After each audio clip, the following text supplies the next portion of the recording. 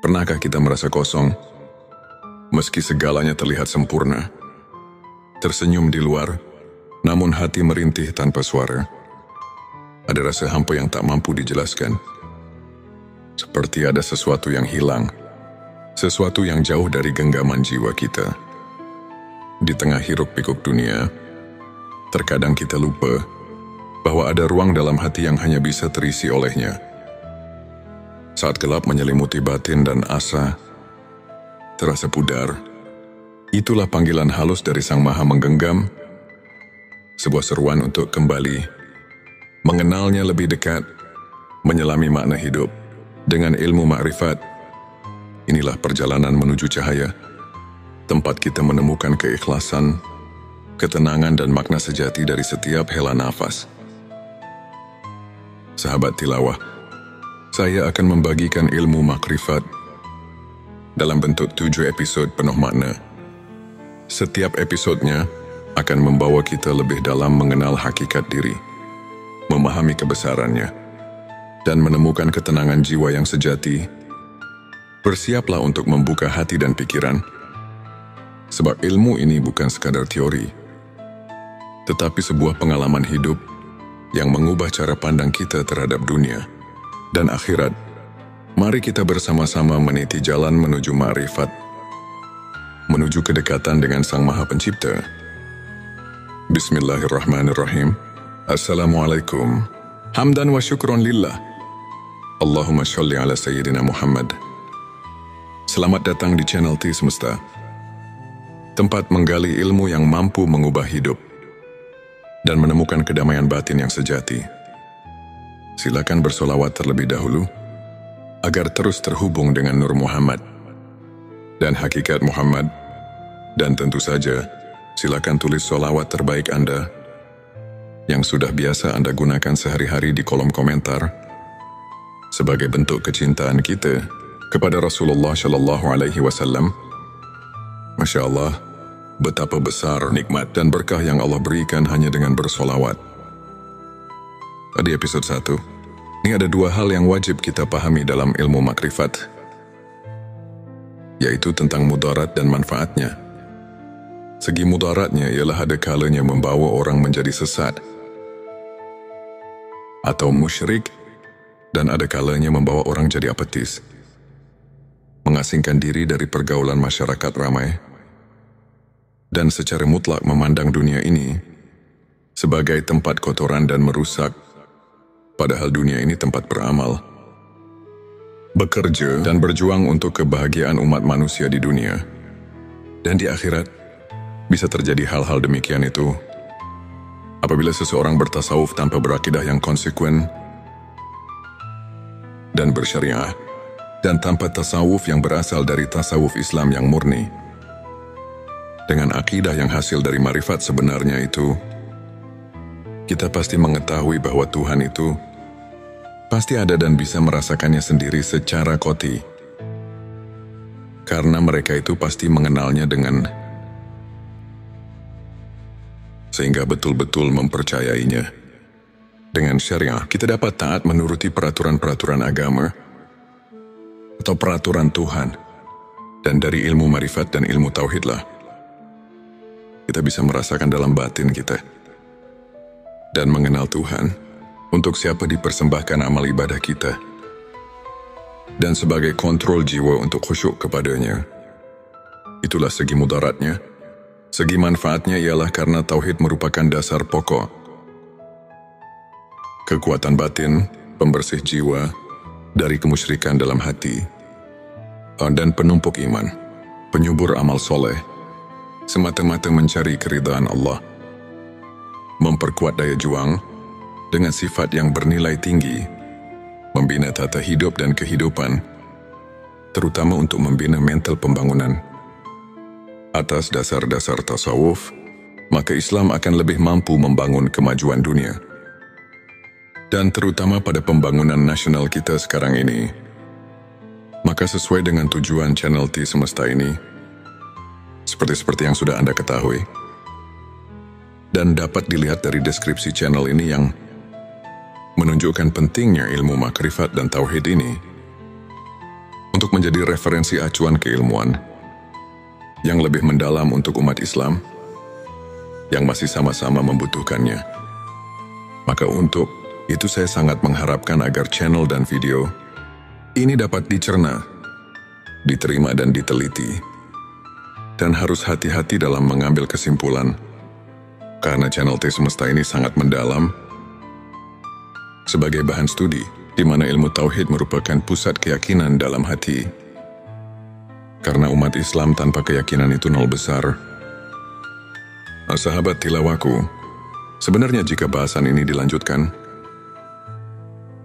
ini pasti banyak sekali yang menyangkut kata-kata asroriyah, rahasia yang memang sedikitnya menyangkut pada keterangan yang bersifat asroriyah, seperti yang tercantum di dalam kitab Sirur, asror yang berbunyi, kufran, artinya sesungguhnya menjelaskan tentang rahasia ketuhanan, adalah hukumnya kufur.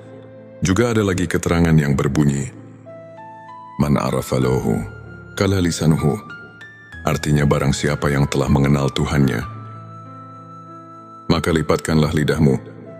Kitab Darun Nafis. Maka dengan dua keterangan ini, kami merasa takut untuk kelanjutannya. Tapi setelah lama kami pikir, juga dalam hati merasa kasihan untuk generasi selanjutnya. Bagaimana kalau umat Islam untuk masa depan semakin jauh dengan yang sebenarnya? Karena melihat di zaman sekarang, yang bisa kita lihat bersama, sudah jauh dengan aturan yang sebenarnya. Banyak orang yang sudah tidak hormat lagi kepada orang tua, juga sudah kurang adil dengan sesama manusia. Nyawa orang sudah tidak ada harganya lagi. Pembunuhan di mana-mana. Coba kita perhatikan sekarang ini. Manusia sudah tidak merasa takut kepada Tuhan. Kejahatan di mana-mana. Korupsi sudah jadi biasa. Jadi kami merasa khawatir untuk masa yang akan datang. Karena kalau tidak ada peringatan dari ulama-ulama, sekarang dengan cara membeberkan hukum-hukum Allah dan Rasul-Nya, itu jelas untuk masa yang akan datang akan lebih parah lagi daripada sekarang. Maka dengan ini kami akan memberanikan diri di dalam channel T Semesta ini untuk siap melanjutkan pembahasan tentang ilmu makrifat tingkat tinggi. Ilmu makrifat, kenali diri maka mengenal Allah semua Allah. Dan ilmu tauhid, karena Allah telah berfirman, yang dicatat dalam Al-Quran surat ketiga, ayat 79 yang artinya sebagai berikut. Hendaklah kamu menjadi orang-orang Rabbani, karena kamu selalu mengajarkan Alkitab, dan disebabkan kamu tetap mempelajarinya saudaraku. Maka dengan ini, insya Allah semoga Allah memberikan taufik dan hidayahnya, sehingga bisa lancar untuk kelanjutannya, dalam upaya menumbuh suburkan ilmu dan iman secara ruhul. Islam di akhir abad ke-20 ini,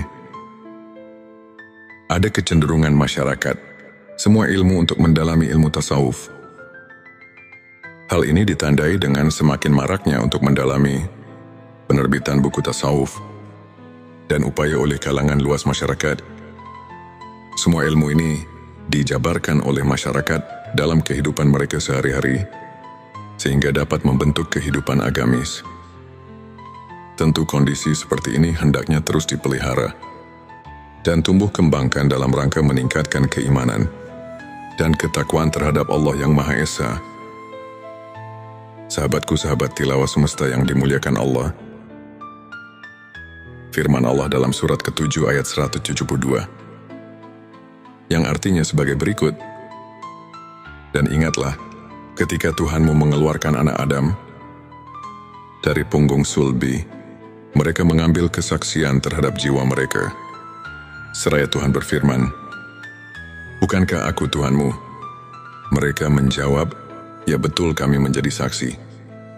Supaya kamu nanti pada hari berhenti, tidak mengatakan, sesungguhnya kami orang yang lalai, atau tidak diberi peringatan tentang hal ini. Di dalam ayat ini kalau betul-betul dihayati dan ditafakuri secara jernih, Tentu kita merasakan kejutan dengan ayat ini, karena ayat ini menggugah hati kita. Di dalam ayat ini Allah memberitahu pada segenap manusia yang ada di dunia ini, sebagaimana firman Allah barusan, manusia yang ada di dunia ini semuanya sudah dipersaksikan terlebih dahulu kepada Allah sebelum manusia lahir ke bumi ini. Dipersaksikannya waktu di dalam rahim ibunya. Menurut keterangan dalam hadis Bukhari, di bab kejadian makhluk halaman 733 ayat 9, Rasulullah telah menerangkan, dipersaksikannya di alam arwah, di waktu kandungan umur 4 bulan di dalam kandungan sang ibu. Menurut firman Allah tadi, supaya di hari berhenti jangan lupa lagi pada Allah. Jadi menurut ayat ini, kita semua sebagai manusia jangan leha-leha, atau jangan hidup terlena, karena kita diamat-amati. Maka jangan lupa pada Allah sang pencipta alam semesta. Dengan hati yang jujur, jangan mendustai diri sendiri. Sebagaimana keterangan dari Imam Ghazali yang berbunyi, tanyalah hatimu, tanyalah dan tanyalah hatimu, walau orang lain memberi fatwa. Disinilah kita harus jeli untuk mentafakuri ayat-ayat yang berkaitan dengan perasaan yang ada di dalam hati kita. Ayat ini memberi perangsang pada kita masing-masing, supaya hati kita ini jangan ketiduran, sehingga kita terlena dengan apa yang ada di dunia ini. Lupa pada tugas hidup kita sebagai hamba Allah Subhanahu wa Ta'ala yang tidak boleh dilupakan, yaitu menjalankan perintah-perintah yang telah diperintahkan dalam Al-Quran dan hadisnya. Dalam ayat tadi di atas Allah telah memberi peringatan kepada kita semua. Kita jangan lupa kepada Allah Subhanahu wa Ta'ala, Tuhan kita. Sekarang mari kita tanya diri kita masing-masing, apakah kita sekarang ingat pada Allah? Di sini kita harus bertanya kepada hati kita yang jujur. Jangan membohongi diri sendiri, karena di sini bukan ditanya ingat pada namanya Tuhan, tapi di sini ditanya ingat pada Tuhannya, yang diberi nama Allah, yang diberi nama Tuhan. Kenapa pertanyaan seperti ini? Karena banyak sekali orang cuma ingat kepada namanya saja, bukan ingat kepada Allahnya, bukan ingat kepada Tuhannya. Untuk menjawab pertanyaan ini, pertama kita harus memakai pikiran yang mendalam.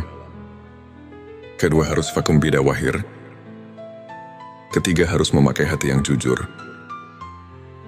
Baru pertanyaan ini bisa dijawab dengan sempurna.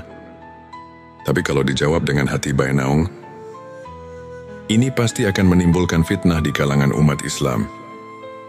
Nauzubillah, jangan terjadi seperti ini. Ini cuma mengingatkan hati kita, khususnya umat Islam, jangan sampai keliru untuk menetapkan akidah kita kepada Allah Subhanahu wa Ta'ala, Tuhan kita semua. Karena Tuhan mengamat-amati, jangan sampai lupa kepadanya. Sahabat tilawaku, ini adalah episode kedua. Sekarang mari kita tanya diri kita masing-masing, apakah kita sekarang ingat pada Allah? Di sini kita harus bertanya kepada hati kita yang jujur. Jangan membohongi diri sendiri, karena di sini bukan ditanya ingat pada namanya, tapi di sini ditanya ingat pada Tuhannya, yang diberi nama Allah, yang diberi nama Tuhan. Kenapa pertanyaan seperti ini? Karena banyak sekali orang cuma ingat kepada namanya saja, bukan ingat kepada Allahnya, bukan ingat kepada Tuhannya. Untuk menjawab pertanyaan ini, pertama kita harus memakai pikiran yang mendalam. Kedua harus fakum bida wahir. Ketiga harus memakai hati yang jujur. Baru pertanyaan ini bisa dijawab dengan sempurna. Tapi kalau dijawab dengan hati bainaung, ini pasti akan menimbulkan fitnah di kalangan umat Islam. Nauzubillah, jangan terjadi seperti ini. Ini cuma mengingatkan hati kita, khususnya umat Islam, jangan sampai keliru untuk menetapkan akidah kita kepada Allah Subhanahu wa Ta'ala, Tuhan kita semua. Karena Tuhan mengamat-amati, jangan sampai lupa kepadanya. Selanjutnya, silakan bersolawat terlebih dahulu, agar terus terhubung dengan Nur Muhammad. Dan hakikat Muhammad, saudaraku, ini cuma mengingatkan, Tuhan mengamat-amati, jangan sampai lupa kepadanya. Banyak sekali ayat-ayat yang menyuruh kita jangan sampai lupa pada Tuhan. Contohnya di dalam surat ke-33 ayat 41, yang artinya sebagai berikut, hai orang-orang yang beriman, ingatlah kepada Tuhanmu dengan sebanyak-banyaknya. Ingat kalau ayat ini dikaji dan ditafakuri secara mendalam, pasti kita akan terpanggil secara spontan. Terus kita mengusahakan supaya kita terus-menerus ingat kepada Tuhan. Bahkan ada lagi keterangan yang mengingatkan, ingatannya kepada Tuhan harus pikulilam hati wana fasimbi, ada di kuli. Maklumilah ingatnya kepada Tuhan harus seping bilangan nafas dan kedipan mata. Ada lagi keterangan di dalam surat ke-7 ayat 205 yang artinya sebagai berikut, dan sebutlah nama Tuhanmu dalam hatimu dengan menyatakan diri, dengan rasa takut dan dengan tidak mengeraskan suara di waktu pagi dan petang, dan janganlah kamu termasuk orang-orang yang lalai. Fadkur di sini artinya, ingat-ingat itu pekerjaan hati. Sedangkan hati itu kalau kita rasakan bukan pekerjaan lisan, tapi pekerjaan hati. Bisa ingat kalau ada pemberian dari dua panca indera, ialah dari telinga dan mata. Kalau tidak ada pemberian dari dua panca indera itu, tidak akan ada di dalam hati. Cobalah kita rasakan. Bisa ingat pada yang kamu belum ketahui. Itu tidak mungkin, tapi awas pendengaran. Pendacian penglihatan di sini bukan pendengaran atau penglihatan suaul basiroh, tapi pendengaran atau penglihatan ainal basiroh dan hakul basiroh. Karena kalau penglihatan suaul basiroh cuma bisa mendengar dan melihat yang kita lihat bersama, seperti gunung laut, batu pepohonan, hewan dan sebagainya yang sama-sama kita lihat. Bukan itu yang dimaksud. Untuk mencapai derajat tingkat ainal basiroh dan hakul basiroh, hanya orang-orang tertentu saja. Ini cuma mengingatkan supaya jangan menafsirkan kepada pendengaran atau penglihatan soal basiroh. Disinilah kita harus hati-hati, jangan sampai cepat-cepat mengambil kesimpulan. Jadi harus diteliti dan ditafakuri yang lebih mendalam dulu, supaya jangan ada perselisihan paham di antara kita umat Islam. Saudaraku hadirin yang dirahmati Allah,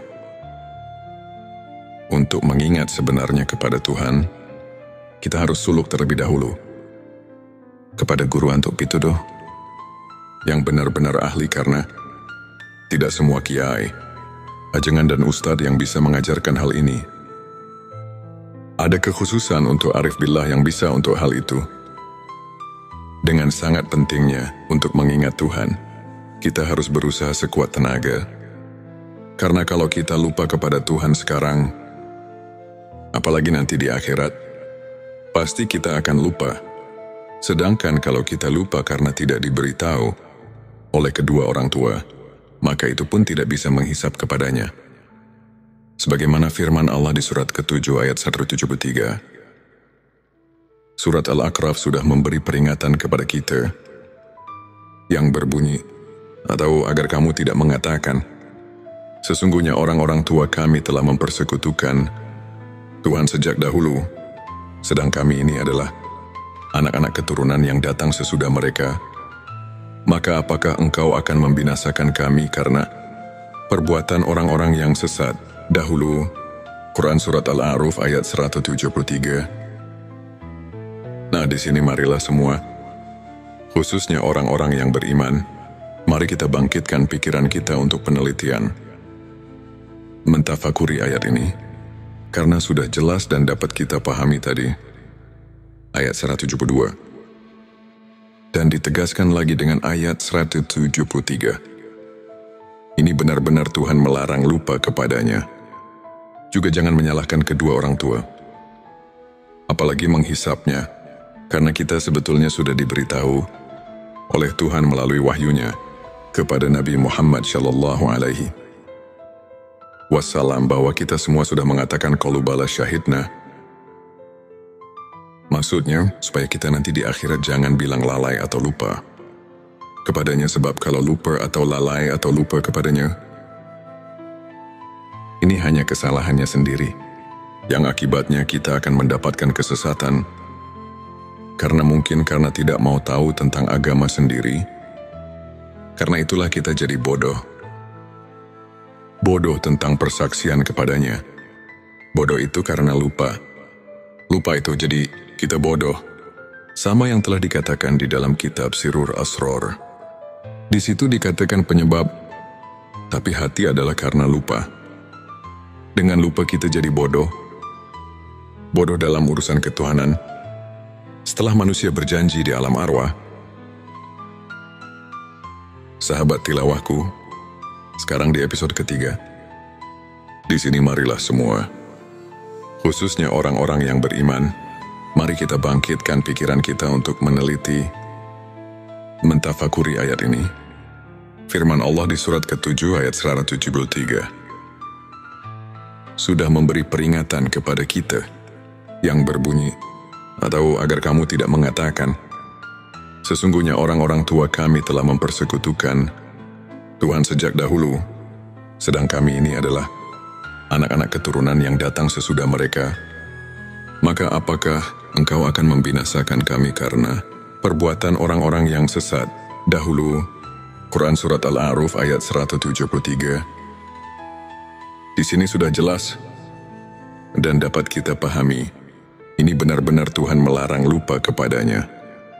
Juga jangan menyalahkan kedua orang tua, apalagi menghisapnya, karena kita sebetulnya sudah diberitahu oleh Tuhan melalui wahyunya kepada Nabi Muhammad Shallallahu Alaihi Wasallam bahwa kita semua sudah mengatakan qalu bala syahidna. Maksudnya supaya kita nanti di akhirat jangan bilang lalai atau lupa padanya, sebab kalau lupa atau lalai atau lupa kepadanya, ini adalah kesalahannya sendiri, yang akibatnya kita akan mendapatkan kesesatan, karena tidak mau tahu tentang agama sendiri. Karena itulah kita jadi bodoh tentang persaksian kepadanya. Bodoh itu karena lupa. Lupa itu jadi kita bodoh. Begitupun yang telah dikatakan di dalam kitab Sirur Asror. Di situ dikatakan, penyebab buta hati adalah karena lupa. Dengan lupa kita jadi bodoh. Bodoh dalam urusan ketuhanan. Setelah manusia berjanji di alam arwah, di dalam pengertian ingat, ada 3 macam pengertian. Yang pertama, ada yang mengartikan harus banyak dikil, atau wirid membacakan kalimat thayyibah. Contohnya seperti takbir, tahmid, tahlil, dan sebagainya. Yang kedua, ada juga yang menafsirkan harus banyak ingat itu dengan memperaturkan hukum-hukumnya. Seperti di dalam kehidupan sehari-hari, kita harus sesuai dengan aturan Tuhan. Jangan mengerjakan pekerjaan sekehendak hawa nafsu kita. Karena nanti semua perilaku kita harus dipertanggungjawabkan. Yang ketiga, ada juga yang menafsirkan banyak ingat itu adalah sebagaimana yang telah dijabarkan di dalam kitab-kitab tasawuf.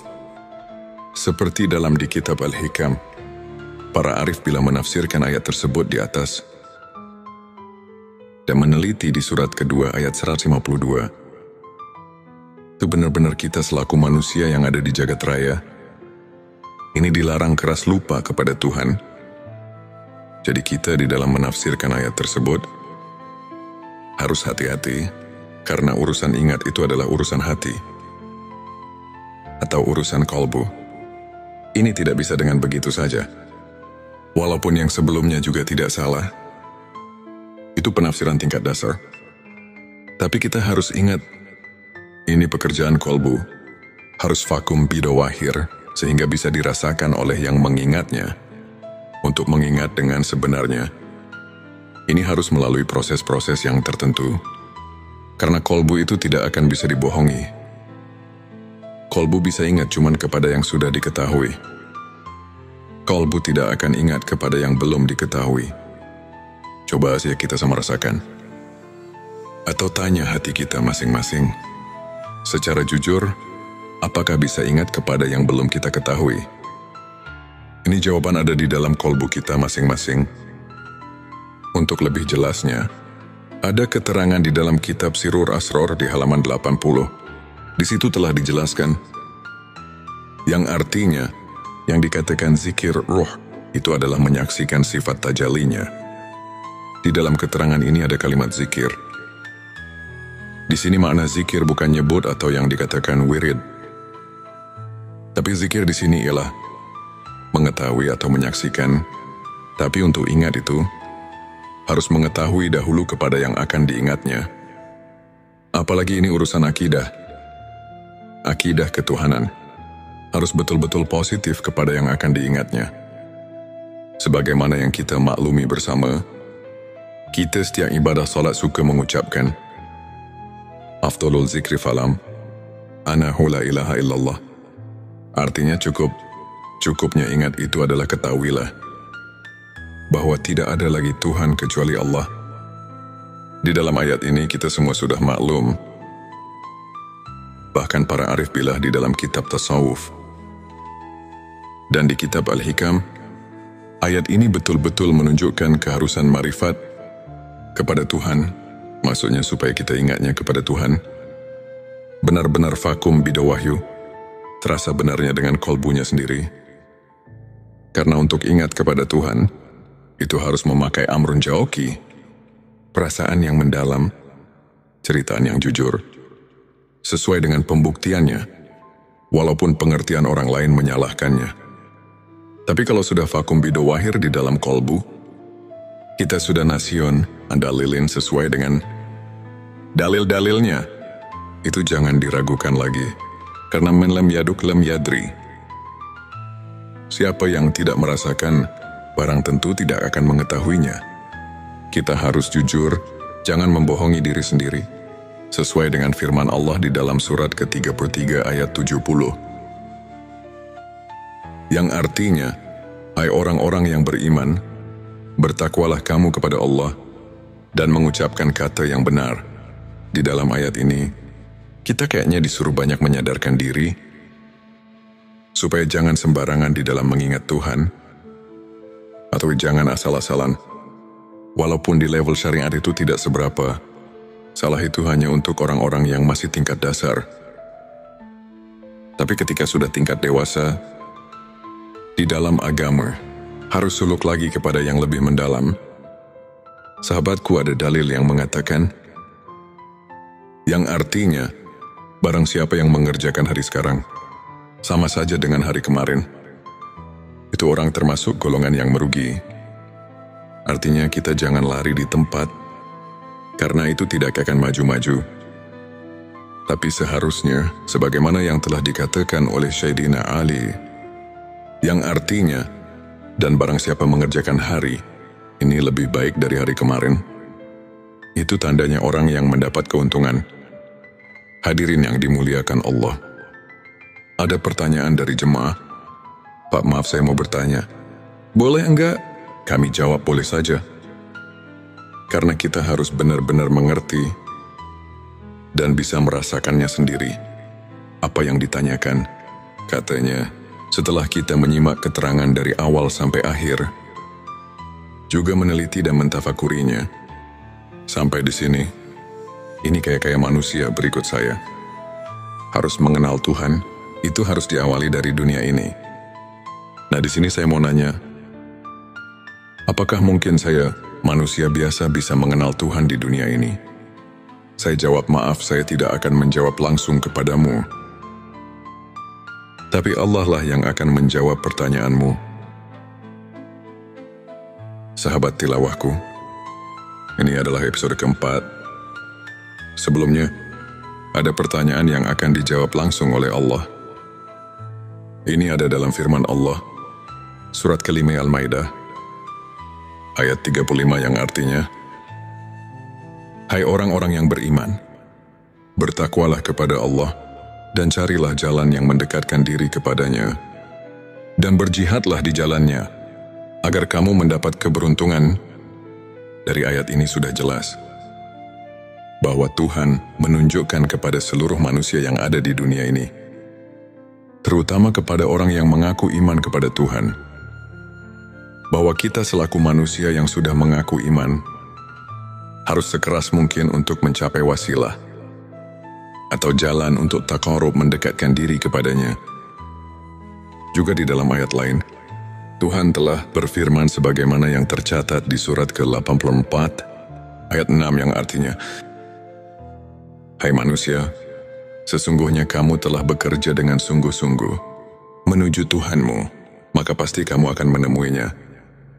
Sebelumnya silakan bersolawat terlebih dahulu, agar terus terhubung dengan Nur Muhammad dan hakikat Muhammad. Dan tentu saja, mari kita lanjutkan kebiasaan baik kita di sini. Silakan tulis solawat terbaik Anda, yang sudah biasa Anda gunakan sehari-hari di kolom komentar, sebagai bentuk kecintaan kita kepada Rasulullah Shallallahu Alaihi Wasallam. Karena siapa yang bersolawat 1 kali, Allah akan membalasnya dengan 10 kali lipat rahmat dan keberkahan. Masya Allah, betapa besar nikmat yang Allah berikan hanya dengan bersolawat. Hadirin yang dirahmati Allah, kalau kita kaji dari ayat ini, mungkin kita bisa pahami, juga mengerti, karena ayat ini Tuhan memerintah kepada seluruh manusia, khususnya kepada yang iman kepadanya. Di sini ada kalimat himbauan kepada seluruh manusia, bahwa kita harus tabu, nafsi memeras keringat untuk berjumpa. Dalam hal ini mari kita tanya diri kita masing-masing, apakah kita mau berjumpa dengannya? Apa tidak itu tergantung kita masing-masing. Sahabat tilawahku, maaf sekali lagi saya mau tanyakan, kan manusia semua nanti setelah mati pasti berjumpa dengannya, karena semua akan pulang kepadanya. Ini bagaimana? Karena setiap pulang pasti berjumpa. Itu benar kalau dipikir dengan logika, tapi kita harus mencari bukti kebenarannya dari ayat atau hadis yang khoti, supaya bisa dipertanggungjawabkan, karena ini urusan akidah yang harus benar-benar nasionan dalilin, sesuai dengan dalil-dalilnya dari Allah dan Rasulnya. Tapi kami menemukan salah satu hadits Sahihul Bukhari. Di situ ada keterangan yang berbunyi, hadits ini diriwayatkan oleh Anas bin Malik. Anas bin Malik mendengar perkataan Mu'ad bin Jabal. Mu'ad bin Jabal mendengar langsung dari Rasulullah Shallallahu Alaihi Wasallam. Rasulullah bersabda, barang siapa yang berjumpa dengan Tuhannya dengan tidak adanya keadaan musyrik kepadanya, maka dia akan masuk surga. Dari hadis tersebut kalau kita kaji dan tafakuri, pasti kita dapat mengambil kesimpulan, kalau kita semua nanti di akhirat bisa bertemu dengan Tuhan, itu jelas semuanya akan masuk surga. Jadi kalau semuanya akan masuk surga, untuk apa kita di dunia ini berbuat baik? Dan kenapa Tuhan menyuruh berbuat biak di dunia ini? Nah, di sini kita harus berpikir lebih jauh. Mari kita jelaskan supaya kita dapat mengerti. Memang semuanya manusia, bukan satu persatu lagi, tapi semuanya hanya ruh manusia. Tidak semuanya bertemu dengan Tuhannya. Orang yang bertemu dengan Tuhannya hanya orang-orang yang tertentu saja. Yang dimaksud orang tertentu, itu ialah orang-orang yang sudah mengenal Tuhan di dunianya. Sebagaimana firman Allah dalam surat ke-17, ayat 72, Tuhan telah memberitahu, sebagaimana artinya, dan barang siapa yang buta hatinya di dunia ini, niscaya di akhirat nanti, ia akan lebih buta pula, dan lebih tersesat dari jalan. Yang benar buta di sini barang tentu kepada Tuhan. Dan umpama diartikan buta kepada ilmu, itu tidak mungkin, karena di akhirat bukan tempatnya cari ilmu atau berilmu. Di kitab Usuluddin juga sudah diterangkan, yang artinya, Barang siapa yang buta di dunianya kepada Tuhan, maka bagaimana nanti di akhiratnya? Nah, di sini sudah jelas dan kita pasti bisa mengerti. Jadi inilah yang kita harus takuti, atau yang dikatakan haus. Dan saya sekarang kayak mulai mengerti. Bolehkah bertanya lagi, bagaimana caranya untuk kita bisa bertemu dengan Tuhan di dunia ini? Saya jawab memang ada caranya. Tapi yang penting harus ada keinginan dahulu. Dari hati yang tulus. Karena ini bukan pekerjaan yang mudah. Ini memerlukan tarekat-tarekat tertentu yang harus dijalankan. Kalau keinginannya masih lemah, barang tentu tidak akan berhasil. Sebab ini memerlukan tabu nafsu, memeras keringat, suglul kolbi, semangat dorongan hati, dan sidatul hisab, kuat perhitungan. Hadirin yang dimuliakan Allah, jika keinginannya sudah kuat, Tuhan telah memberi peluang kepada kita. Siapa saja yang ingin berjumpa dengannya, itu pasti akan berjumpa. Sebagaimana firman Allah yang tercatat di dalam surat ke-18. Ayat 110 yang artinya, barang siapa yang mengharap perjumpaan dengan Tuhannya, maka hendaklah ia mengerjakan amal yang soleh, dan janganlah ia mempersekutukan seorang pun dalam beribadah kepada Tuhannya. Sahabat tilawahku, ini merupakan episode kelima. Jika keinginannya kita sudah kuat, Tuhan telah memberi peluang kepada kita. Siapa saja yang ingin berjumpa dengannya, itu pasti akan berjumpa. Sebagaimana firman Allah yang tercatat di dalam surat ke-18. Ayat 110 yang artinya,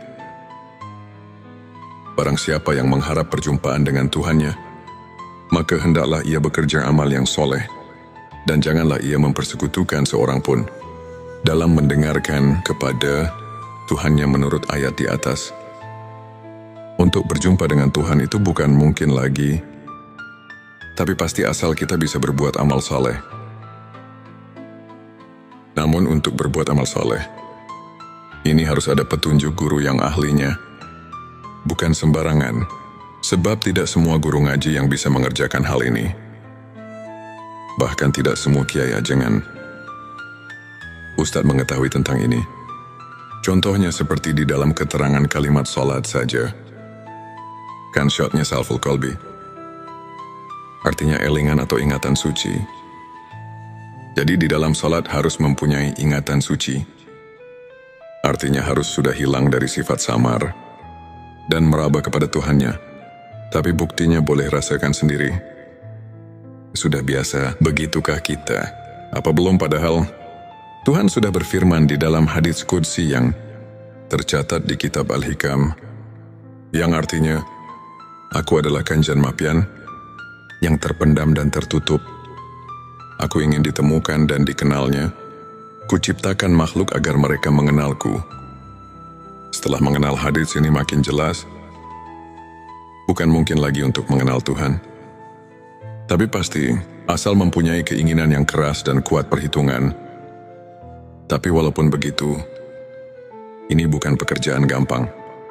Ini harus suluk dahulu kepada ahlinya, atau kepada guru yang benar-benar ahlinya. Sekali lagi, untuk mencari guru urusan marifat kepada Tuhan. Tidak semua kiai ajengan dan ustadz bisa menunjukkan tentang hal ini. Tapi harus betul-betul mencari guru yang mengajarkan tentang hal marifat. Ini ada kekhususan, tidak sembarangan. Sebelumnya silakan bersolawat terlebih dahulu, agar terus terhubung dengan Nur Muhammad dan hakikat Muhammad. Masya Allah, betapa besar nikmat yang Allah berikan hanya dengan bersolawat. Sahabat tilawahku yang dirahmati Allah, kita lanjutkan kembali. Jadi kita harus hati-hati, supaya jangan salah pilih dalam memilih guru yang dikatakan tadi. Sebab ahli tarekat pun tidak semua bisa sampai marifat kepada Tuhannya atau mengenal Tuhannya. Juga tidak cukup hanya dengan membaca buku tentang marifat. Karena bacaan yang ada di dalam buku cuma isyarat dan itibar saja. sebagaimana ada keterangan di dalam kitab Hikam yang berbunyi, apa saja yang keluar dari bibirmu, itu adalah cuma isyarat dan iktibar. Jadi walaupun terus-menerus membaca buku tentang marifat, sampai 1000 kitab, itu tidak akan sampai kepada marifat, sebagaimana keterangan yang ada di dalam kitab Sirur Asrul, yang berbunyi, manusia yang tidak sampai tingkat ilmu ini, mengenal Allah, maka dia tidak dikatakan alim. Secara hakikat, walaupun dia telah menguasai 1000 kitab, karena dia tidak mencapai derajat rohaniah. Sirur Asrul, dari keterangan ini sudah memberi penjelasan pada kita semua, bahwa tentang marifatullah itu benar-benar ada kekhususan, juga ada ajaran tertentu. Ada yang bertanya lagi, untuk apa belajar ilmu marifat? Dan apa wasilahnya? Saya jawab tentu saja ada wasilahnya. Tadi di atas atau di video sebelum ini, jika kita semua lupa kepada Tuhan di dunia, apalagi nanti di akhirat, setelah kita mati, baru datang ke kubur, menurut keterangan dan banyak yang menerangkan, 7 langkah pulang yang mengantarkan jenazah, maka datang malaikat mungkar nakir untuk meriksa kita. Atau mentakoni kita, apa yang pertama ditanyakan? Kan marobuka, yang artinya mana Tuhanmu? Di sini kalau roh kita tidak punya rasa tahu, itu tidak mungkin bisa jawab. Kalau tidak bisa jawab, di dalam keterangan sudah dipastikan mendapat siksa kubur. Itu yang tidak diinginkan oleh semua manusia. Sahabat tilawahku, sekarang coba kita tafakuri. Yang datang itu malaikat. Sedangkan malaikat, itu semua juga sudah pada tahu bahwa malaikat itu diciptakan dari cahaya atau sejenis cahaya. Barang tentu bahasanya juga bahasa cahaya. Kalau kita tidak mengerti hal itu, tentu roh kita tidak akan bisa apa-apa. Sedangkan ini tidak bisa dihafalkan. Ini harus dengan ilmu atau mengetahuinya. Maka dengan ini, mari kita bersama-sama untuk suluk hal ini.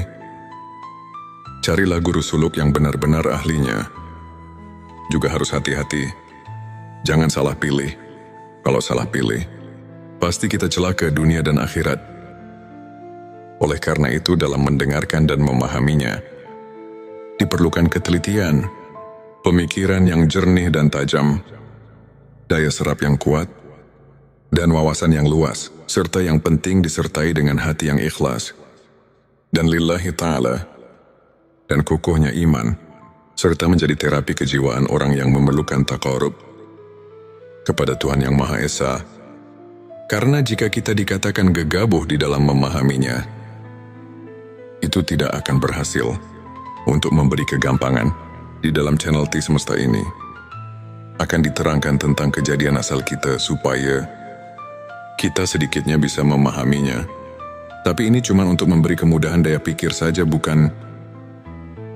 Setelah mendengarkan video ini kita bisa marifat di dalam video ini cuma isyarat dan iktibar untuk memberi keleluasan daya pikir kita supaya kita mempunyai daya pikir amrun jauki, perasaan yang mendalam.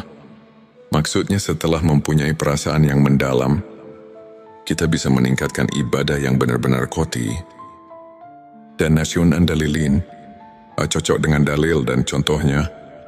Maka dari itu, kita harus memahami dulu tentang awal penciptaan. Tentang awal penciptaan makhluk, kami referensikan dari kitab Sirur Asrul.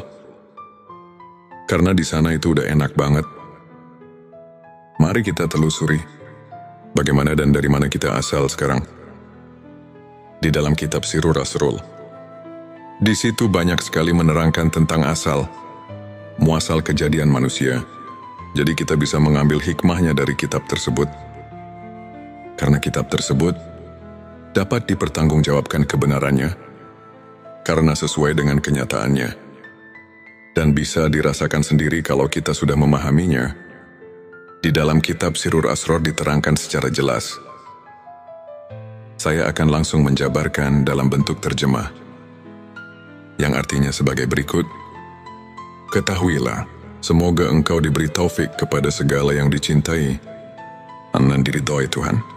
Makhluk yang pertama yang menciptakan Tuhan adalah Ruh Muhammad Shallallahu Alaihi Wasallam. Telah diciptakan dari cahaya jamal Allah. Sebagaimana firman Allah dalam hadis Qudsi, "Aku ciptakan Ruh Muhammad dari cahayaku." Nabi Shallallahu Alaihi Wasallam bersabda, "Yang pertama diciptakan oleh Tuhan, yaitu ruhku, dan yang pertama diciptakan oleh Tuhan adalah cahayaku, dan yang pertama diciptakan oleh Tuhan, yaitu kalam, dan yang pertama diciptakan oleh Tuhan, yaitu akal ruh cahaya." Kalam dan akal pada dasarnya adalah satu, yaitu hakikat Muhammad, sahabat tilawahku. Kemudian ada lagi yang enak sekali untuk dipahami. Silakan simak saja, yang artinya sebagai berikut. Hakikat Muhammad disebut nur, karena bersih dari segala kegelapan yang menghalanginya. Sebagaimana firman Allah, "Telah datang kepadamu cahaya dan kitab penerang dari Allah."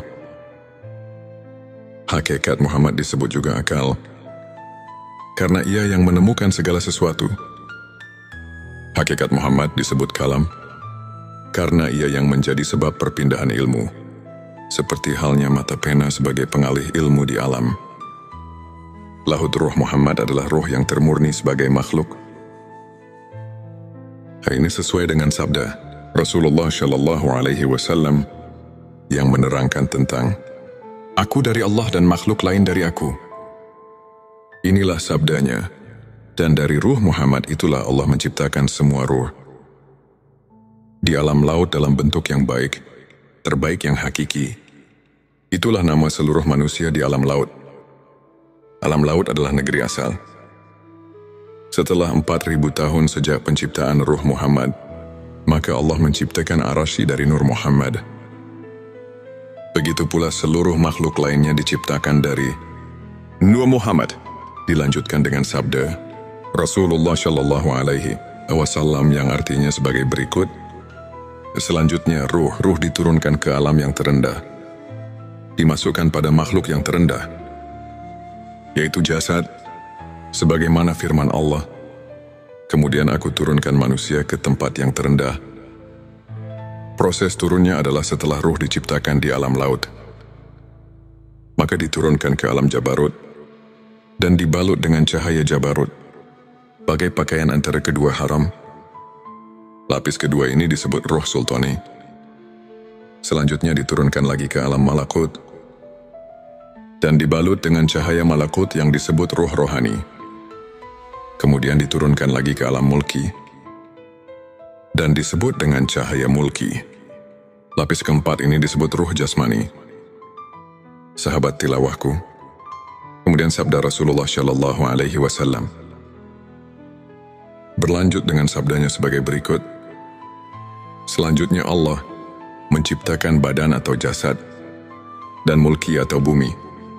Sebagaimana firman Tuhan, "Dari bumi aku ciptakan kamu, kepada bumi aku mengembalikanmu, dan dari bumi pula lah aku mengeluarkanmu."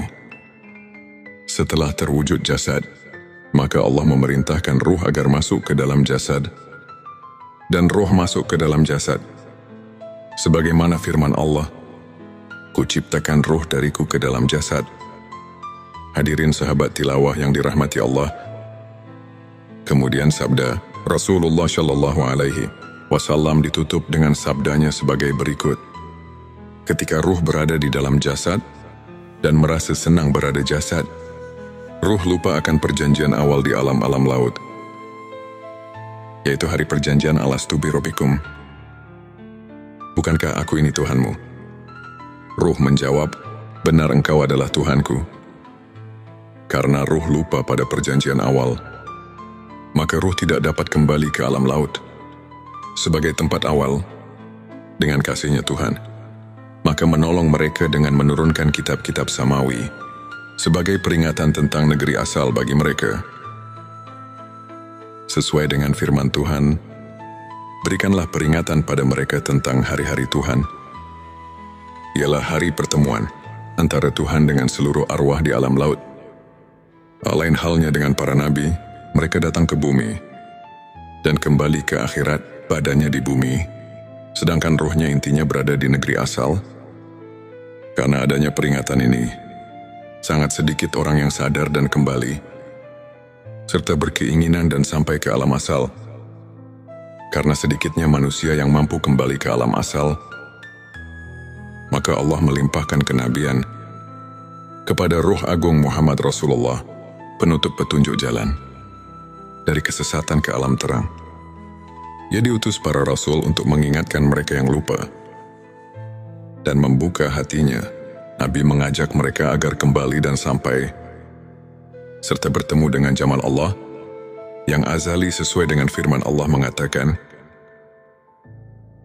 "Ini adalah jalanku, aku mengajak ke jalan Allah dengan pandangan yang jelas. Aku dan para pengikutku," Nabi bersabda, "para sahabatku seperti bintang-bintang, mengikuti yang manapun kamu akan mendapat petunjuk." Di dalam ayat ini, seolah-olah memberi khobar kepada kita semua, bahwa Rasulullah dalam makna ayat yang baru dikobarkan, itu semuanya menjurus kepada bahwa manusia seharusnya kita harus bisa kembali ke alam asal. Maksudnya supaya harus berusaha sekuat mungkin. Tapi jangan lepas dari ajaran Rasulullah yang diajarkan kepada kekasihnya, ialah Ahlus Sufi yang mendapat pelajaran langsung dari Rasulullah. Sahabat tilawahku, di episode ke-6 ini, kami akan mengingatkan kalau kita sekarang rupanya sudah agak jarang sekali untuk memperhatikan hal yang barusan saya katakan, karena yang diinginkan hanya dengan bayangan surga saja. Padahal inilah yang lebih penting untuk seluruh manusia. Karena kalau kita nanti setelah mati, ruh kita tidak bisa pulang ke alam asalnya, itu pasti akan tersesat. Yang tersesat itulah yang dinamakan masuk neraka. Maka dengan ini kita mari sama-sama mentafakuri ayat tersebut, supaya kita semua bisa mawas diri. Apakah kita sudah mentafakuri hal tersebut? Apa belum jika memang belum terpikir tentang hal tersebut? Sekarang mari kita sama-sama berusaha di waktu kita masih hidup ini. Karena sekarang masih ada waktu untuk memperbaiki diri kita masing-masing. Sebab kalau di nanti-nanti, kita tidak mengetahui kapan kita dicabut ruh kita, nyawa kita oleh Allah Subhanahu wa Ta'ala. Hampir semua manusia di bumi ini tidak mengetahui kapan kita mati. Maka dengan inilah kita alhamdulillah setelah menganalisa hadis-hadis Rasulullah jadi bisa mengetahuinya. Setelah mengetahui hadis-hadis yang tadi di awal video, hati kita merasa terpanggil. Yang mungkin hal ini belum memikirkannya, karena terlena dengan bahasan-bahasan tentang surga dan neraka, jadi kita semua sesekali lupa tentang hal itu.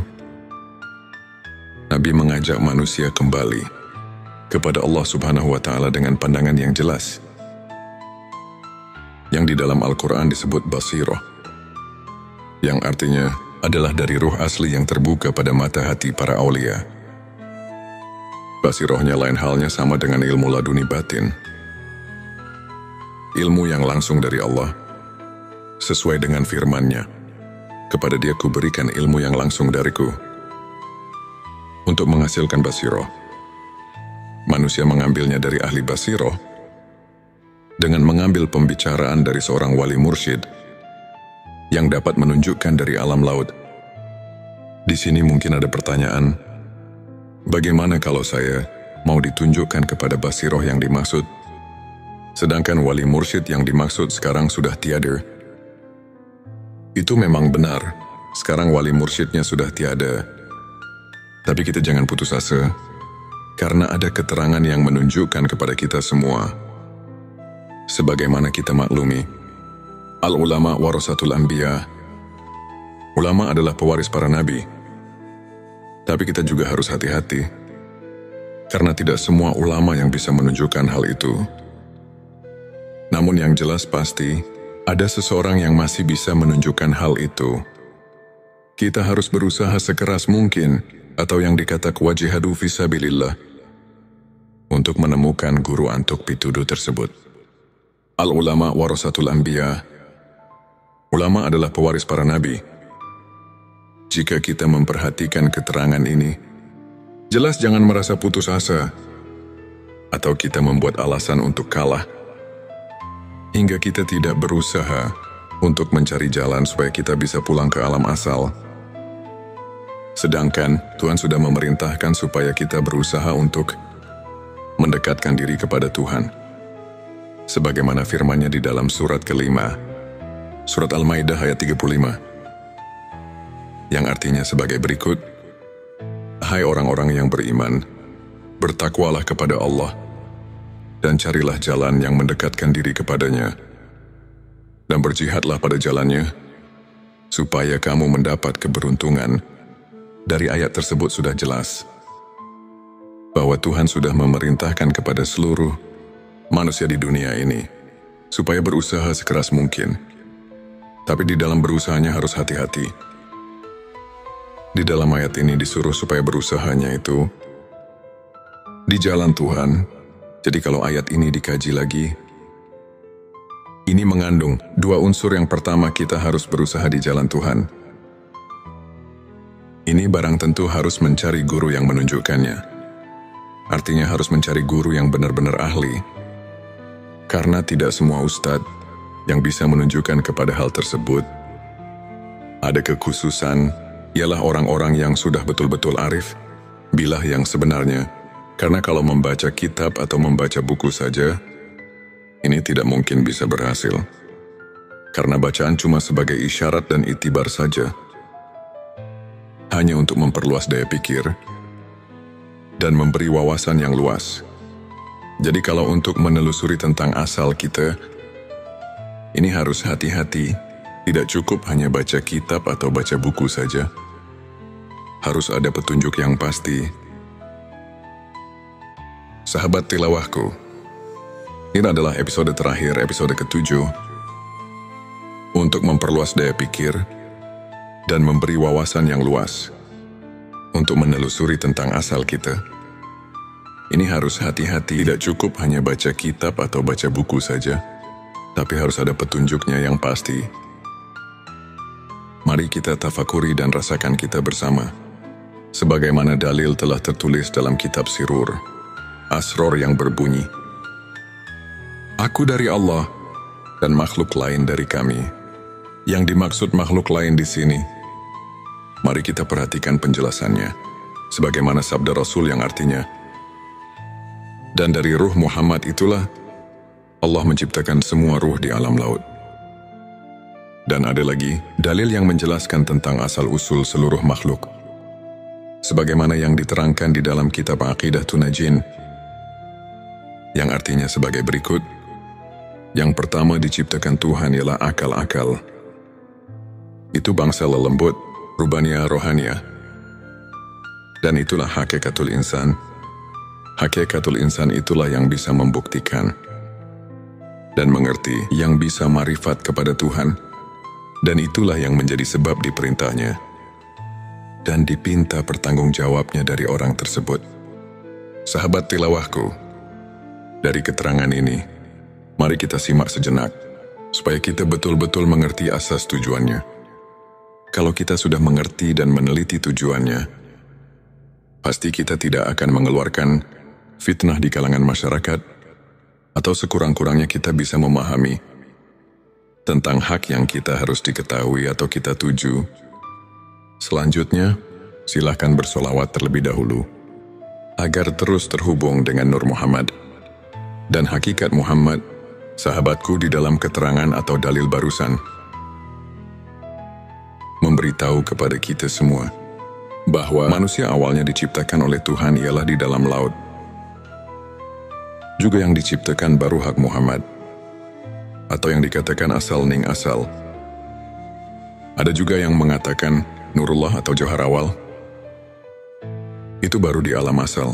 Ning asal itu juga masih banyak sekali nama-nama tersebut. Itu semuanya golongan zat dan sifat. Makanya ada keterangan di dalam Al-Hikam yang artinya sebagai berikut. Kita harus bisa memisahkan atau harus bisa menyaksikan yang satu terhadap yang banyak, dan menyaksikan yang banyak terhadap yang satu, lihat di dalam Al-Quran surat ke-41 ayat 53. Kemudian bersambungnya Tazali, sifat ini semuanya goropi tamsil, tidak bisa diperinci, dan ini adalah maqam mujmal. Gulungan zat dan sifat tidak bisa berpisah, bersatu tidak menjadi satu, berpisah tidak menjadi dua, tapi harus bisa membedakan. Sahabatku, awas. Ini baru keterangan, ini baru dalil saja, atau itibar. Berhati-hatilah, jangan terburu-buru mengambil kesimpulan, karena harus melalui guru suluk dahulu.